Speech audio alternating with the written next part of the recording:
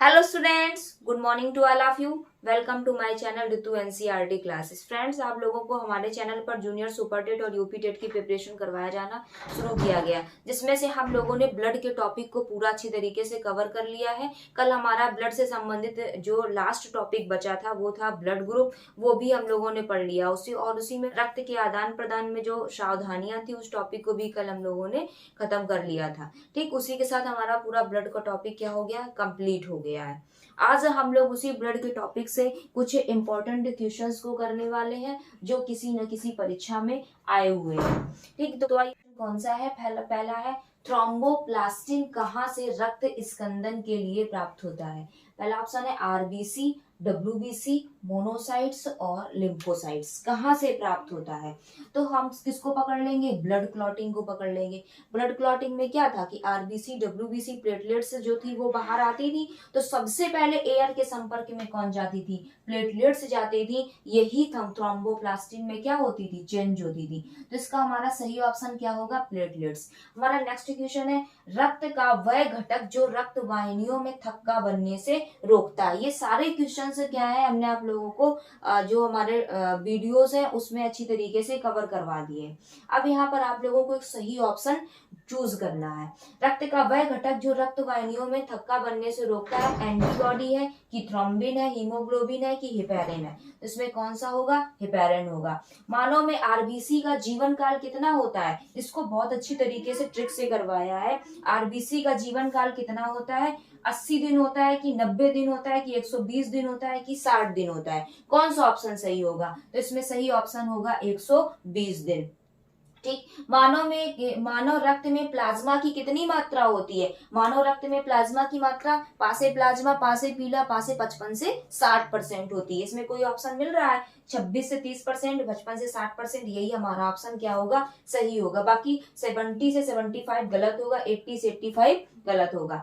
इसके बाद में हमारे ब्लड में O2 का परिवहन एक प्रोटीन के द्वारा होता है। हमारे ब्लड में O2 का परिवहन, ऑक्सीजन का परिवहन किस प्रोटीन के द्वारा होता है? हीमोग्लोबिन प्रोटीन के द्वारा। किसके द्वारा? हीमोग्लोबिन प्रोटीन के द्वारा।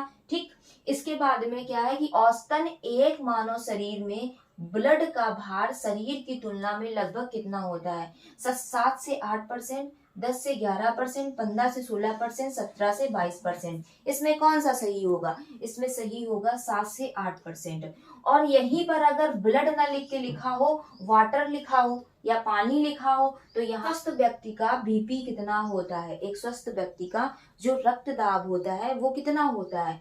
90/60 होता है कि 200/110 होता है कि 120/80 होता है कि 140/60 होता है? इसमें सही ऑप्शन कौन सा होगा? 120/80 होता है।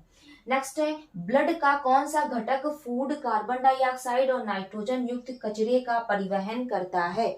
कौन सा घटक करता है? तो इसमें डब्ल्यूबीसी करता है कि आरबीसी करता है कि प्लेटलेट्स करता है कि प्लाज्मा करता है? कौन करता है? नाइट्रोजन युक्त कचरे की बात कर रहा है। कौन करेगा यहाँ पर? प्लाज्मा करता है। ठीक, इसके बाद में ब्लड में पाया जाने वाला कौन सा पदार्थ बॉडी में ऑक्सीजन परिवहन के लिए जिम्मेदार होता है? डब्ल्यूबीसी, आरबीसी, प्लेटलेट्स और प्लाज्मा। इस क्वेश्चन को थोड़ा क्या कर दिया गया, घुमा दिया गया। इसको समझने की कोशिश करिए। इसमें ब्लड में कौन पाया जाने वाला कौन सा पदार्थ बॉडी में ऑक्सीजन का परिवहन करता है? ठीक, पदार्थ की बात हो रही है, तो उसमें वो पदार्थ किसमें होगा? आरबीसी में होगा। आरबीसी में क्या पाई जाती है? हीमोग्लोबिन पाई जाती है। वही क्या करती है कि पूरी बॉडी में ऑक्सीजन का क्या करता है? सर्कुलेशन करता है। तो इसका सही ऑप्शन क्या होगा? आरबीसी। किसमें न्यूक्लियस माइटोकॉन्ड्रिया नहीं पाया जाता है? आरबीसी में, डब्ल्यूबीसी में, प्लेटलेट्स में कि मसल सेल्स में? किसमें न्यूक्लियस नहीं पाया जाता, माइटोकॉन्ड्रिया भी नहीं पाया जाता, लाइसोसोम भी नहीं पाया जाता? किसमें नहीं पाया जाता है? आरबीसी में। ठीक, ये सारे कॉन्सेप्ट हमने आपको बहुत अच्छी तरीके से क्लियर करवाए हैं। अब क्या है, ब्लड सेल्स में जो मोनोसाइट्स से छोटी होती है तो कौन सी होगी? बेसोफिल होगी कि इरिथ्रोसाइट्स होगी कि लिम्फोसाइट्स होगी कि प्लेटलेट्स होगी? कौन इसका सही ऑप्शन होगा? इसका सही ऑप्शन होगा लिम्फोसाइट। ठीक, ब्लड सेल्स में जो मोनोसाइट से छोटी होती है वो कौन होती है, लिम्फोसाइट, और मोनोसाइट जो होती है बड़ी होती है। और इसमें इसकी जो ट्रिक थी वो क्या थी, बेनमोल, बेसोफिल्स थी, इरिथ्रोफिल्स थी, न्यूट्रोफिल्स थी, और फिर इसके बाद में मोनोसाइट्स थी और लिम्फोसाइट्स थी। ठीक, इसके बाद में मनुष्य में डब्ल्यूबीसी की संख्या कितनी होती है, 6000 से 10,000, 5000 से 10,000 की, 3000 से 5000 की, 7000 से 8000। कौन सी डब्ल्यूबीसी की संख्या सही होती है, वो होती है 5000 से 10,000। ठीक, इस ऑप्शन को चूज करेंगे, इसको नहीं चूज करेंगे, ये इसका मिनिमम हो जाएगा, ये इसका मैक्सिमम हो जाएगा। ठीक, इसके बाद में ब्लड का में कोलेस्ट्रॉल की मात्रा कितनी होती है, ब्लड में कोलेस्ट्रॉल की मात्रा जो होती है, हम लोगों की जो औसतन मात्रा होती है वो 200 mg पर डेसीलीटर होती है। पर यहाँ पर हमें ऐसे ऑप्शन दिए गए हैं, तो इसमें सही ऑप्शन कौन सा होगा, 200 से 240 mg पर डेसीलीटर। ठीक, 200 से 240। इसके बाद में ब्लड का पीएच कितना होता है, ब्लड का पीएच जो होता है 7.2 होता है कि 8.5 होता है कि 7.4 होता है कि 6.5 होता है। कौन सा इसका सही ऑप्शन होगा, इसका सही ऑप्शन होगा 7.4। ब्लड का पीएच 7.4 होता है, और जो आंसू होता है, आंसू का पीएच कितना होता है, 7.8 होता है। ठीक, इसके बाद में नॉर्मल हीमोग्लोबिन का स्तर कितना होता है, 13 से 15 ग्राम, 13 से 15 ग्राम पर 100 ml ब्लड, मतलब कि 100 ml ब्लड में 13 से 15 ग्राम। ठीक, कौन सी, हीमोग्लोबिन। फिर इसके बाद में 10 से 12 ग्राम पर 100 ml ब्लड, 16 से 20 ग्राम 100 ml ब्लड, 25 से 30 ग्राम 100 ml ब्लड। तो इसमें कौन सा सही ऑप्शन होगा, जो हमारा होगा वो होगा 13 से 15 ग्राम पर 100 ml ब्लड, मतलब 100 ml ब्लड में जो हीमोग्लोबिन होगी वो कितनी होगी, 13 से 15 ग्राम। ठीक, अगर औसतन पूछी जाती है फीमेल में, तो फीमेल में 13 हो जाती है, और मेल में कितनी हो जाती है, औसतन वाली 14 हो जाती है। इसके बाद में श्वेत रक्त कणिकाओं का आकार कैसा होता है, अनियमित होता है या अमीबॉयड होता है। ठीक, कुछ भी बोल सकते हैं, क्योंकि इनका आकार जो होता है वो निश्चित नहीं होता है। ठीक बच्चों, अब हमारा नेक्स्ट क्वेश्चन कौन सा, रक्त परिसंचरण की खोज किसने की थी, रक्त परिसंचरण की खोज की थी विलियम हार्वे ने। किसने की थी, विलियम हार्वे ने। और जो हमारे ब्लड ग्रुप थे उनकी खोज किसने की थी, उनकी खोज की थी कार्ल लैंडस्टीनर ने और वीनर ने।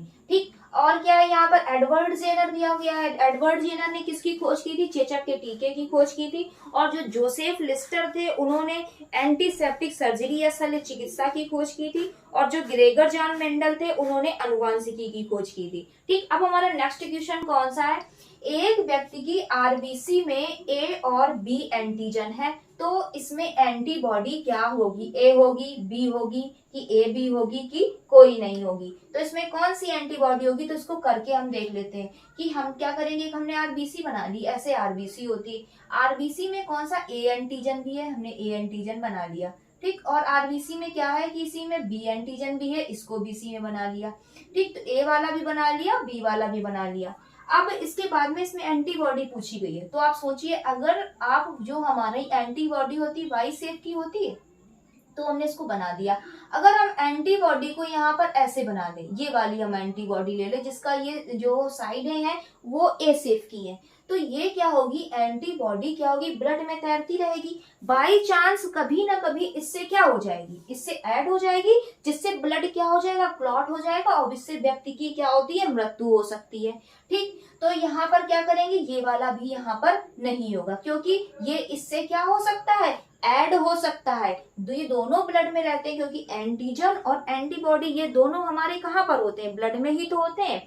तो ये कभी ना कभी इससे क्या हो जाएगा, ऐड हो जाएगा, जिससे रक्त का क्या हो जाएगा, थक्का बन जाएगा। ठीक, अब हम लोगों ने ए शेप वाली एंटीबॉडी नहीं ली, अब हम क्या करते हैं, बी शेप वाली एंटीबॉडी लेते हैं, जिसके किनारे कैसे हो, बी शेप वाले हो, ये वाले, ये थोड़ा सा क्या हो, राउंड हो, ये भी राउंड हो।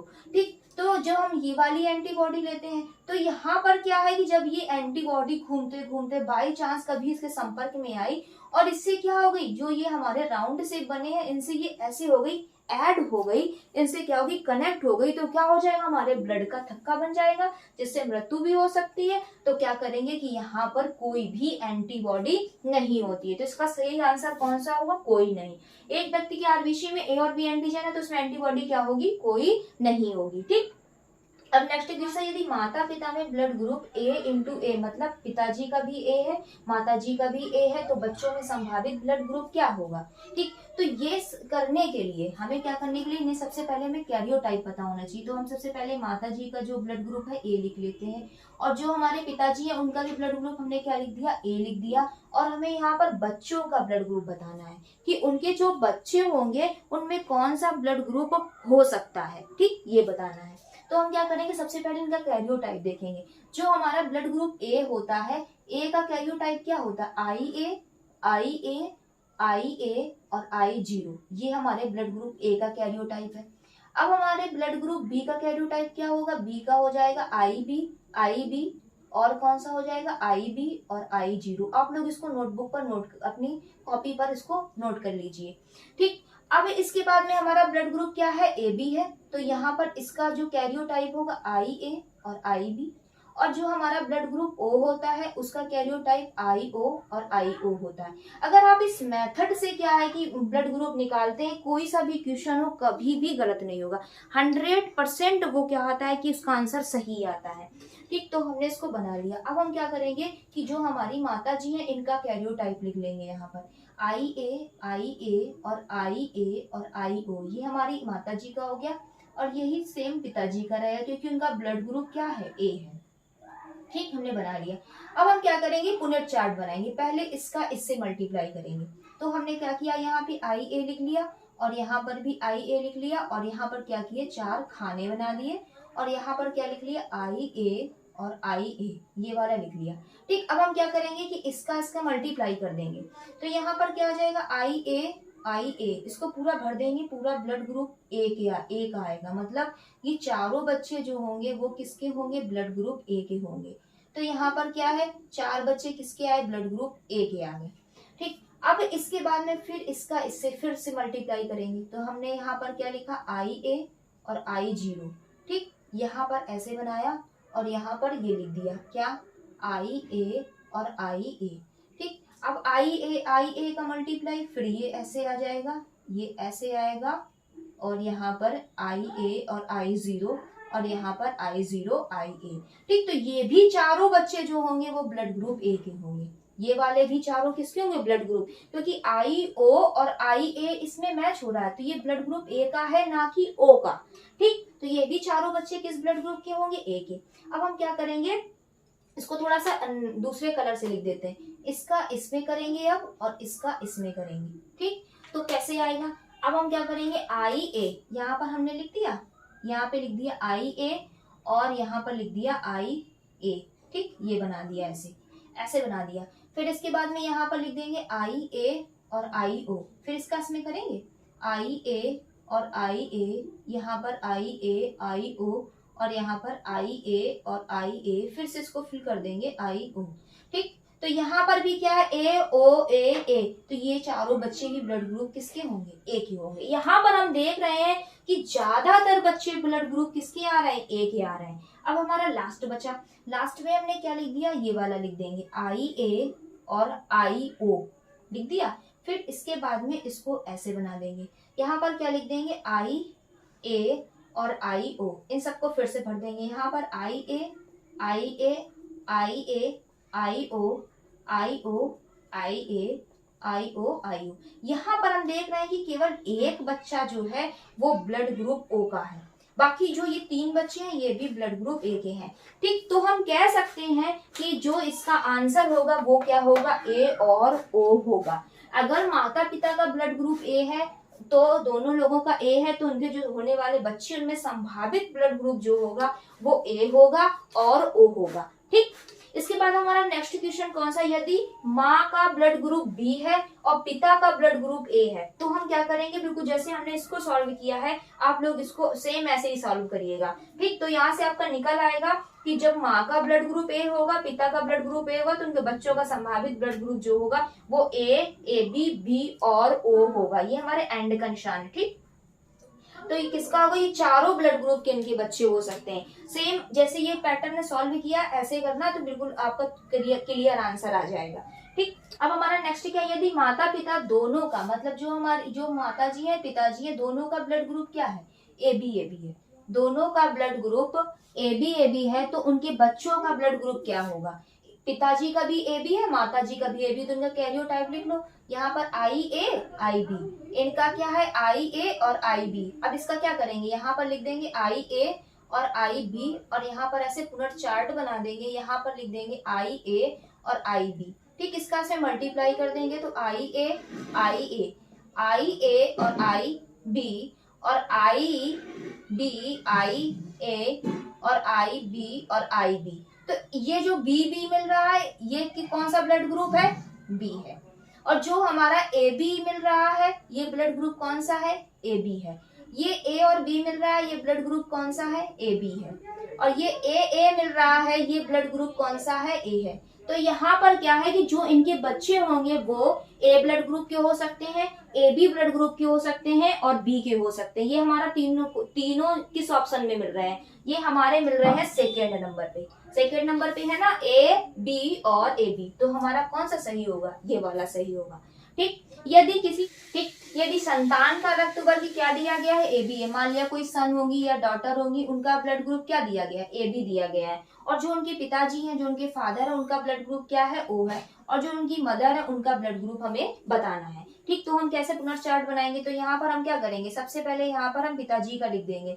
पिताजी का जो कैरियोटाइप होगा वो क्या होगा? I0 और I0 होगा। क्यों? क्योंकि इनका ब्लड ग्रुप O है और O का कैरियोटाइप क्या होता है? I0 होता है, हमने लिख दिया।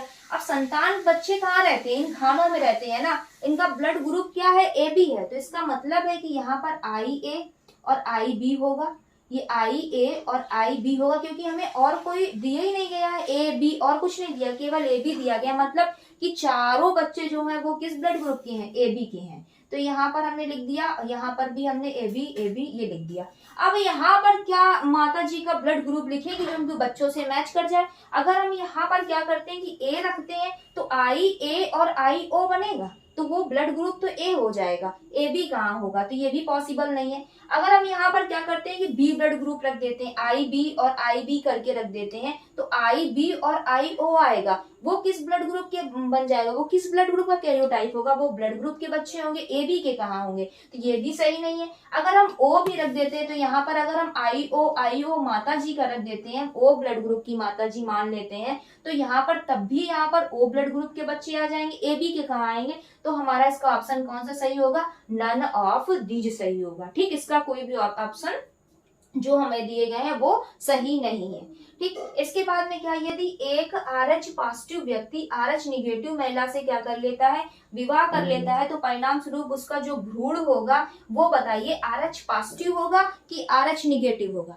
अगर पिताजी क्या है? RH पॉजिटिव है और माताजी क्या है? RH निगेटिव है। ठीक, तो उनका जो भ्रूण होगा, उनका जो एम्ब्रियो होगा वो पॉजिटिव होगा RH की RH निगेटिव होगा? वो RH क्या होगा? पॉजिटिव होगा। ठीक, क्या होगा? RH पॉजिटिव होगा। आप लोगों को RH से कुछ इंपॉर्टेंट क्वेश्चंस देख लो। RH फैक्टर की खोज किसने की थी? वीनर ने की थी 1940 में। किसमें की थी? रहीसस मंकी में। और RH फैक्टर के अगर मेल है, जो कि हमारे क्वेश्चन में दिया गया है, RH निगेटिव की फीमेल है, तो उनका जो बेबी होगा वो उसको कौन सा रोग होगा? उसको इरिथ्रोब्लास्टोसिस फिटालिस रोग हो जाएगा। ठीक, जिसके कारण उसकी क्या हो जाएगी? या तो गर्भ में ही मृत्यु हो जाएगी या तो वो पैदा हो जाएगा, उसके बाद उसकी मृत्यु हो जाएगी। ठीक, आई होप आप लोगों को आज के सारे क्वेश्चन समझ में आए होंगे, आप लोगों ने बहुत अच्छी तरीके से सॉल्व किया होगा। ठीक, तो आई होप को मेरा वीडियो पसंद आया होगा। आप लोगों को मेरा वीडियो पसंद आया हो तो मेरे चैनल को लाइक और सब्सक्राइब करिए। और आप लोगों को अगर क्वेश्चंस में कोई भी डाउट लगता है तो आप लोग कमेंट कर सकते हैं। Thank you.